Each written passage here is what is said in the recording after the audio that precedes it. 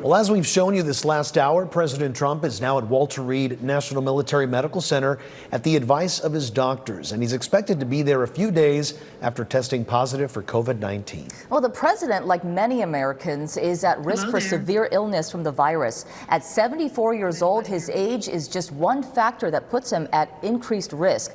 Joining us now to talk more about those risks is Dr. Pierre Antaki. He is an infectious disease doctor. Thank you so much for joining us, Dr. Antaki. Hello. Thank you. Well, the CDC says, doctor, that 8 out of 10 COVID-19 related deaths in the U.S. have been among adults age 65 and older. He was, of course, diagnosed early. So let's talk about the outlook and what his doctors are doing right now for him. Well, my understanding is that the president has been moved to Walter Reed Hospital. I'm assuming this is probably a precautionary measure. He seemed to be quite healthy when he was walking from the White House to the Marine One. He definitely did not look short of breath at all. He seemed quite comfortable. So I'm assuming that that's probably a precautionary measure.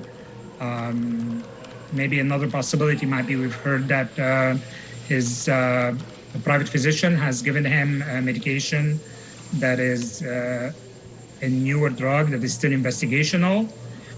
Maybe they wanted him under better observation while he's getting that medication is another possibility. And doctors are going to be looking at a lot of factors. The president's weight, for example, also increases his risk, as does his gender. And studies show that more men than women are dying from the virus. What can people do, especially men, since this virus is so unpredictable right now? Well, I mean, you're absolutely right that age, being overweight are factors that can increase the risk of complication from COVID. Other than that, the president does not seem to have any of the other symptoms as far as any of the other risk factor as far as we know. So basically, as far as the general population, everybody should, especially male, should try to keep fit and at ideal body weight to try to prevent as much as possible the complication that can occur. Well, doctor, other risk factors for severe illness include cancer, type 2 diabetes, and heart conditions. What can people do to prevent a severe reaction and cut back on risk associated with COVID-19 if they do have those underlying conditions? Well, I mean, the bottom line is to try to avoid getting those conditions to start with, but certainly if you already have high blood pressure, you have diabetes, and all these, you're at higher risk. So bottom line is what we have right now, given that the vaccine has not arrived yet, is the 3 major things that we know are helpful is basically masking, social distancing, and avoiding crowding in a confined space, in a closed space.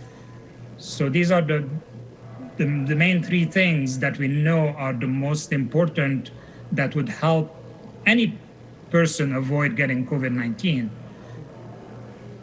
while we're waiting to get an effective vaccine. And of course, we don't know, doctor, when that's going to happen. Of course, the biggest takeaway here, of course, as you said, make sure you wear a mask, keep your social distancing. And we thank you so much, doctor, for being with us this afternoon. Thank you. All right. You're welcome.